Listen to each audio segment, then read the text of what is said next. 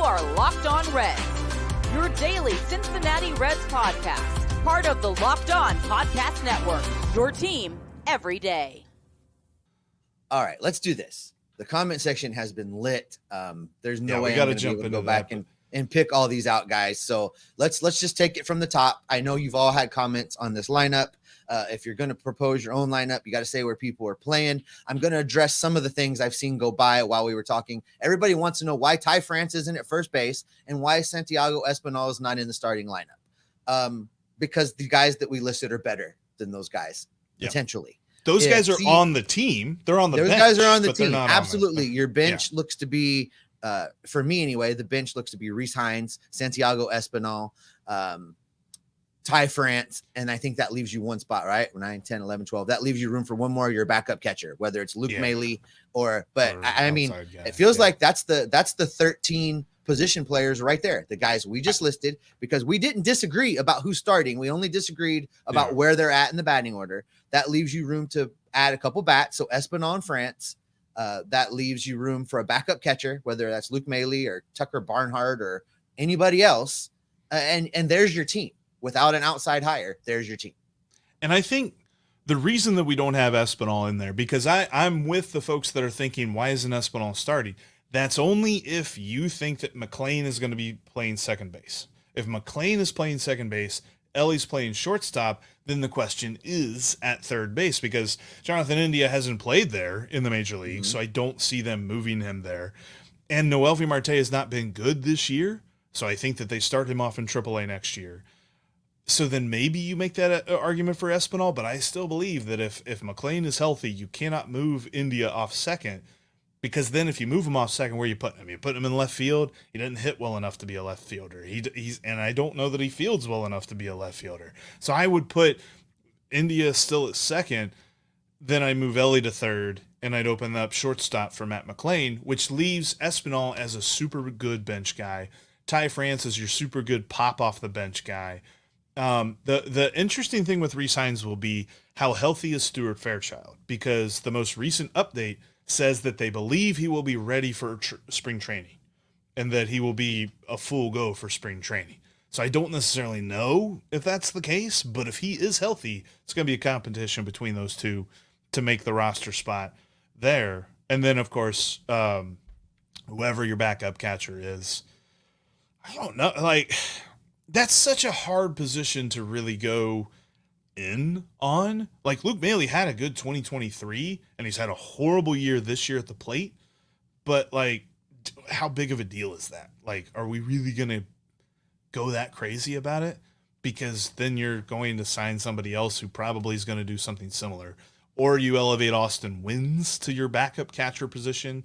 I think Tucker Barnhart probably retires. I still think that, and we haven't really discussed this that much on the show, but I still think we see Tucker Barnhart like come up for like a farewell homestand. You and I talked about this during the doubleheader. Yeah. This is one of our things we talk about during the game. But I think we see Tucker Barnhart come up and get a send off. I don't think he's with this team next season. So Ronnie Snyder says he would like to see Santiago Espinal fill that super utility role. And I guess for that to happen, Jeff, either you have to be committed to playing Spencer Steer exclusively in left field, or you have to be committed in Spencer Steer's your first baseman and saying that CES is not playing. I can't imagine that CES has some end of the bench role on the team. He's either going to be the starting first baseman or he's going to be in Louisville, but he's not going to be on the team and not playing. So in order to get him as a super utility, one of those two things has to happen. I agree. I think Espinal has earned it. I'm not saying that he hasn't. He's earned a thought. He's earned a discussion. But the way that the infield moves, I just don't see him. He's not better than Elly. I mean, for sure. Mm-hmm. And he's not a better second baseman. I don't know that he's a better second baseman than Jonathan India, because his fielding metrics are actually negative. And for once, India's aren't. So you can still make the case that India is a better fielder. The only guy who's a better fielder than India at second base would be Matt McLain. But I still think that your best bet is to move the infield around so that McLain plays short, Elly plays third base. I was about to say Can you imagine the left side of that infield? I was going to fight with you. Like, we're not doing this today. Question came through back while we were talking, Jeff, about concerns for playing Matt McLain at shortstop given the shoulder and us not knowing. That's true. So in that same injury dump update, they talked about 15 different players in that injury update the other day. Matt McLain is supposed to be starting baseball activities again, has no pain, and did not have to take the injections. The pain resolved itself. All that being said, I do not want to see Matt McLain this year. Let's stop. No, not let's this year. No. Well, but they're still saying there's a chance. There's no. Send him to rehab. Let him. There's still a chance that the Reds make the playoffs. They're both. Let him the come same into chance. spring training having a full, slow build up and be ready. There is no point in rushing him back in any way right now because the Reds are not playing for a postseason spot. So that being said, if he doesn't overdo it between now and spring training, I think the shoulder will be fine. He's working with some of the best doctors in the world to get ready. So there's an interesting point that was made on these injury updates because they said that Graham Ashcraft is going to begin doing a throwing program, but not so that he can get back, so that he can simply have a regular offseason where he's not spending the offseason rehabbing or doing some sort of recovery or something like that. I almost wonder if that's not what they try to do with Matt McLain, although the minor league season is almost over. There's really not a whole lot of time for him to do that. Let's see. A couple other comments here. Lawrence Pennington just thinks the Reds are snake bit. I don't know. I have issues with the way they've handled a lot of these injuries. I think the Reds have shot themselves in the foot. I don't think it's snake bit. There's injuries. I think this team has been horrible at handling them, and there is not a team in baseball that loves playing shorthanded more than your Cincinnati Reds. So what do you make of this? This is from Direwolf. Espinal and France have to be starters over CES and Candelario. They're way more consistent. I don't know what CES is. I don't know that he's consistent or inconsistent. Candelario is not going to be a bench player on this team. They'll either have to trade him or he's playing. They're paying him too much money to sit at the end of the bench. Right. I don't know that I'm as sold on Ty France. Are you? I want to be. I want to be sold on Ty France. I want to believe that he's going to just continue to do, but I don't know that he's going to be the guy to steal a starting job. So let's do this real quick blind comparison. In 102 at-bats, you got a guy who's hitting 314, 368, and a 500 slugging. And then I'll compare this to a guy that in 114 at-bats, hit 316 with a 366 on base and a 456 slugging. Less slugging, more at-bats, better batting average. The first guy, player A, is Ty France. In the 107 at-bats, I mean, he's looked really, really good as a Red. But player B is 2023 Noelvi Marte. What I mean to say by this is that I don't know who a player is in 115 at-bats or something like that.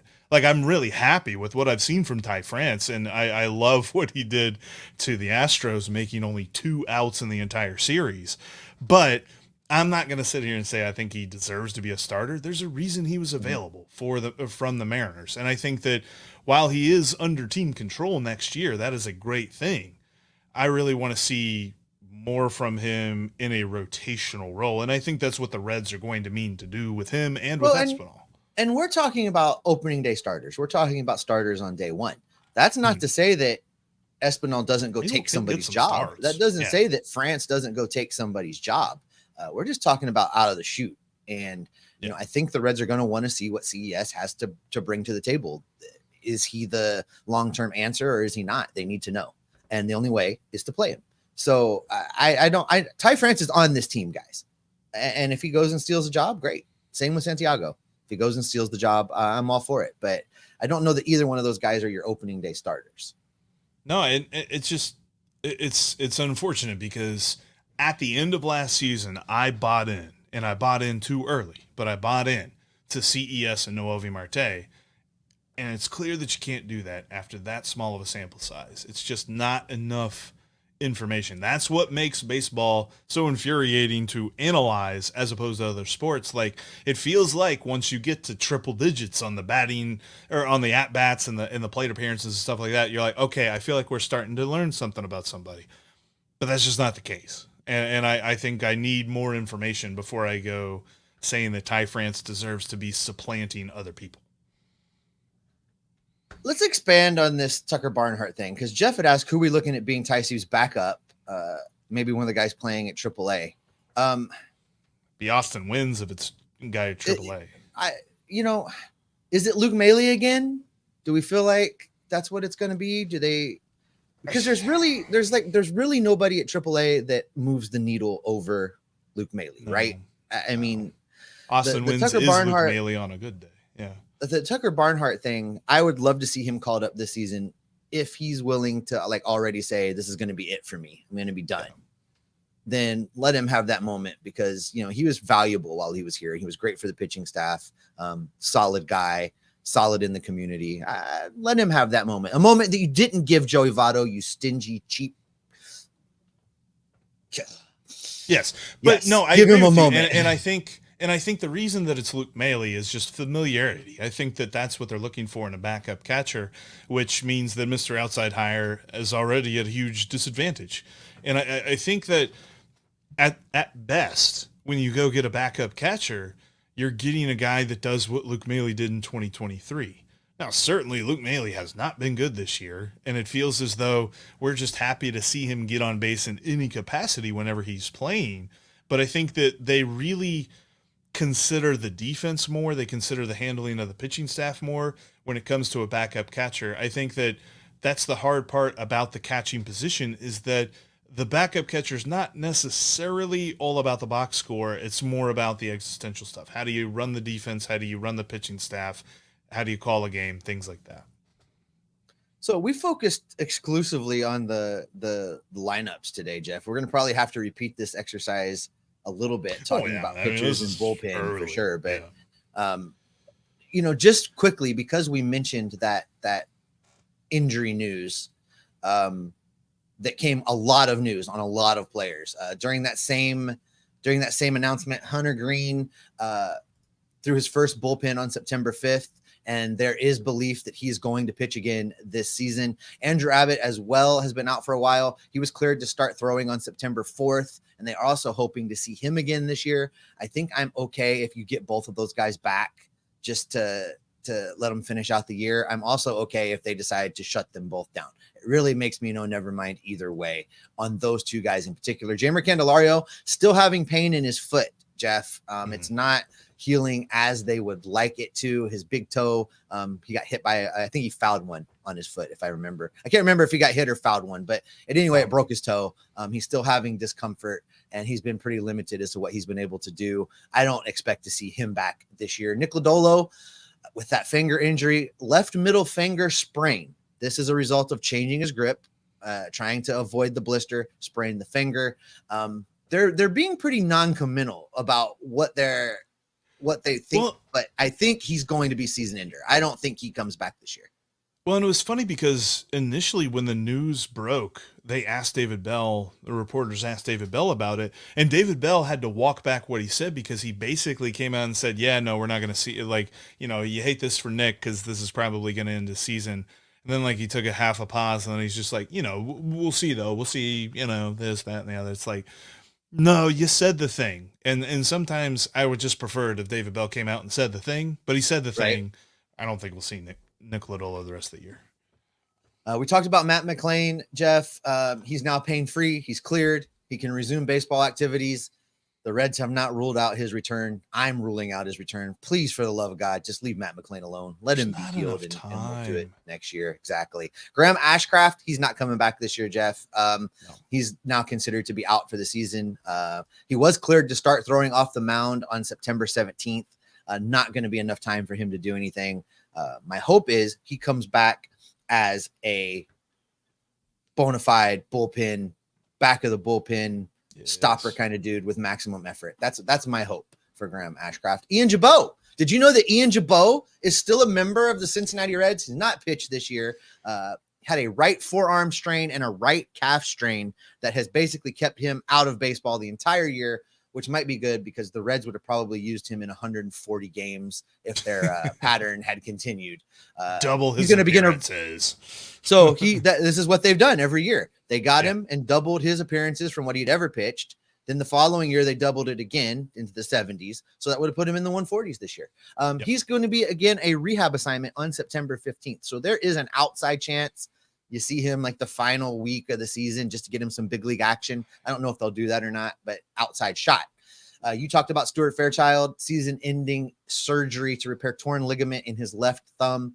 He is expected to be healthy in 2025 for spring training, and I hope that he is because he's going to have to battle for a roster spot. And that was kind of the big injury update that we got. And I think you're right. When David Bell initially talked about Nick Lodolo, he said more than he intended to, which was great. But you could see it register on his face that he realized that he said more than he intended to. And I'm sure he was thinking to himself, this is what happens when you don't just lean into the mic and go, everybody's playing great. We're going to wait and see and take it day by day. And then we'll reevaluate with the trainers and possibly a second opinion to announce the surgery. Yeah. Out there competing. Out there competing. Yeah. And looking at Ian Jabot too, like, I don't get that. Oh, I don't great question. Great question in the comments. We haven't done this one in a while. This is great. Let me get it pulled up. Dart asks, which starter do you want to see the Reds try and get an extension done with like they did Hunter Greene? I'm going to open this up. Not just pitchers, Jeff. Who's the next guy that the Reds need to extend? Who's the if you only get one this offseason, who is the guy you're giving an extension to? Is it everything being equal? Like we're not dealing with the specific agents and possibilities and things like that? None of that matters. None of that matters. It's the guy that you're looking. Yeah. You're looking at the chart. Okay. All right, that's fair. Now I want you to be realistic with it. Okay, realistic. That's not happening. Realistically,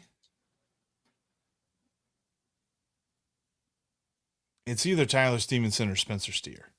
I'm giving Ty Steve a 3-year deal. If they don't sign a deal with Tyler Stephenson this offseason, they need to trade him next year. Bring up your handy dandy notebook, Jeff. Bring it up for us. For the folks on YouTube, this is the chart that Jeff created that shows team control for all the players involved and when the Reds have to move them. If you look at the very last line, Tyler Stephenson is arbitration eligible through 2024. His trade window begins in 2025 because he's a free agent in 2027. Yeah, I was going to say he starts being arbitration eligible this season. Right. And then he is a free agent 2027. Because he was not a Super 2, so he didn't have like following Nick Krall and what he's told us, and he's mostly done what he said that he was going to do. If they don't sign an extension with Tyler Stephenson this offseason, they should be beginning to look for trade partners. And there's not a lot of catching depth in this system. No, right. I think that is the key. And looking at that chart and seeing, yes, he is coming up on his window. They absolutely need to extend him because Eric agrees with us here. There we go. Yeah. That doesn't happen very often when all three of us agree. Yeah. Ali Jack says Stevenson as well. Jeff Frazier, extend Ty Steve. I think we've hit on something here, Jeff. Carrick and Carrick knows the minor league system very, very well, and he is well aware that the best catching prospect that the Reds have is younger than Cam Collier, Alfredo Duno. He's not close to the major league, so you've got to make sure Ty Steve is at least here as long as you need for Alfredo Duno to become major league ready. And who knows what his development looks like because he still has a long way to go as far as just his age is concerned. So there is nothing like if you get rid of Tyler Stephenson, then catcher becomes a huge hole because there's nobody on the horizon. Yeah. So I think that's a pretty unanimous answer. I think if we're being realistic, and I get why you said Elly when I'm like the sky's the limit. It's a cheat code. Like we know we're not getting that. It's not gonna happen early with Elly, that's for sure. And I know everybody's probably thinking that that's us hating on the Castellinis, right? Oh, they're not gonna pay him. They're not gonna do it. I don't know that there's an amount of money. I don't know that there's an amount of money that Bob Castellini could call up Scott Boras and be like, look, let's get a deal done today. You tell me what number I'm writing on this check. In Scott Boras's mind, if Bob Castellini's willing to make Elly De La Cruz a $35 million a year infielder for the Cincinnati Reds. In Scott Boras's mind, he's going to be thinking, well, then the Dodgers will make him a $40 million a year infielder. The Yankees will make him a $40 million a year guy. So why in the world would we sign a 10-year extension with the Cincinnati Reds in the heart of the Midwest when we can go big market with big endorsement deals and get them to pay more than Bob Castellini could ever hope to write down on a check? That's the issue. The issue is not so much that I don't think the Castellinis can get it done, and I have my doubts, but that's not what's stopping even the beginnings of this conversation. Every time I see extend Elly, I don't think the Castellinis will never do that. I think Scott Boras will never let that happen.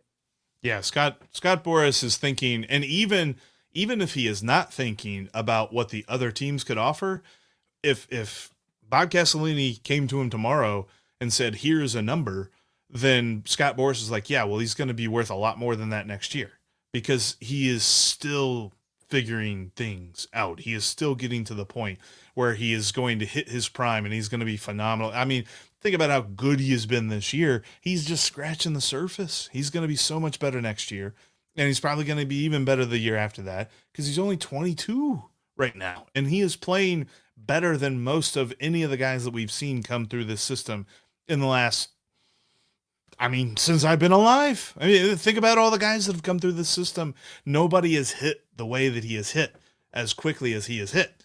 And I think that is only going to be only continue to get better. And with that, like, Scott Boras is just going to keep jumping that number up. Yeah. Enjoy him while he's a Red, Jason. Enjoy him while he's a Red. And I've said this, Jeff, you and I have talked about it. I think I've said it on the show before. When the time comes, you have to trade Elly De La Cruz, because what the Angels did with Shohei Ohtani is criminal. The fact that they got nothing for probably the greatest baseball player to ever play the game is a felony. It's just an absolute travesty for that organization. That can't happen in Cincinnati. There's another comment here from Dard. It says the roster is full of Boras clients. What Boras client do you see has the best chance to stay in Cincinnati after their arbitration runs out? I think Boras would be more amenable if we're talking about pitchers signing deals like Hunter Greene did. The Reds really didn't get a lot of extra years out of that extension with Hunter Greene. I think, what did they push it out? 2 years, Jeff? I think like 2. Yeah. 2 years. Not a ton. But it gave the pitcher more money up front than he would make while on his introductory rookie deal. It created a sense of stability for the Reds through the arbitration process, and then got a decent payout add-on year and an option. Those are the kind of deals I think Boras would be amenable to for a pitcher, because pitchers carry such an injury risk. It's good for the pitcher. It's good for the team. Everybody kind of wins in that deal. If you're a position player, the expectation is, while you may get nicked up here and there, you're going to be available 150 games a year. Why would Boras be willing to sign a deal like that? He just wouldn't. So I don't know, other than we might see a pitcher sign a deal like what Hunter Greene signed. The only thing I can think is that, let's say Matt McLain is healthy all year next year, and he has a solid season. He doesn't go crazy. He doesn't have like a 6 or 7 WAR season like he can do. He's got the talent. But let's say he has like a 3 WAR season. I think that is a time where you could try. I don't necessarily know that Boras does it, but I think that he could be like, okay, he's dealt with injuries. He had a solid, not great season. Maybe we do get him an extra couple of years and push his free agency out a little bit. Boras is not going to be a guy. And I think there's 2 sides of this. The other part of the whole Elly 10-year thing, I don't think the Reds do a 10-year contract. I think they did it with Joey and they're done. I don't think that I think we'll see contracts like Hunter Greene. And if Hunter Greene pitches really well throughout this contract, he'll probably be too expensive, but they might try another 5 or 6 year deal or 4-year deal or something like that toward the end of his contract. I don't think we see a double-digit year contract for anybody from the Reds or from Scott Boras. Right. And we've talked about the fact also, Jeff, that there's work stoppage coming. We don't know what the economics of baseball are going to look like when this next CBA is up. So I think for the small market teams anyway, I think everybody's going to kind of play sit back and wait and only make the moves they absolutely have to make until they see what the future of baseball looks like. And is there a salary cap coming? There could be a salary cap coming. We're going to lose a year of baseball, and I don't know what the hell you and I are going to talk about for a year without games. Maybe we pick like a Japanese league team or Korean baseball. Probably. and we just become locked on somebody over there. I don't know. Could be that. Yeah. I know we tried that. I toyed with that back in 2020 whenever the KBO started up, like a couple of months before Major League Baseball did. You are locked on Little League. The Samsung Lions, I think, is who I picked. So maybe we run it back with them. We'll see where they are. I think we might pick a winner, though. Break down Little League games between Mason and Hamilton. That's what we're going to do. All right. I think that is probably the spot where we're going to wrap it up for today, folks. Thanks so much for being here for this live edition of Locked On Reds. We appreciate you. Tell your friends about the show. We want to talk baseball with them. We love talking baseball with you. If you're still here with us and we appreciate you, click the like, click the subscribe. It really helps drive the show out to other people. If you have times where you can't watch us on YouTube, we are in all the audio feeds. Take us to the gym with you. Take us to the car. You know, Jeff was listening to Locked On podcast when he fell off the rowing machine at Orange Theory. You can always have some sports information in your head while you're out and about. Just make sure you click those subscribe buttons. That's going to do it for us, Jeff. Another live edition in the books. Great time. We're going to continue to follow this team, gather up information, bring it back here to keep you locked on Reds every single day. Another one in the books.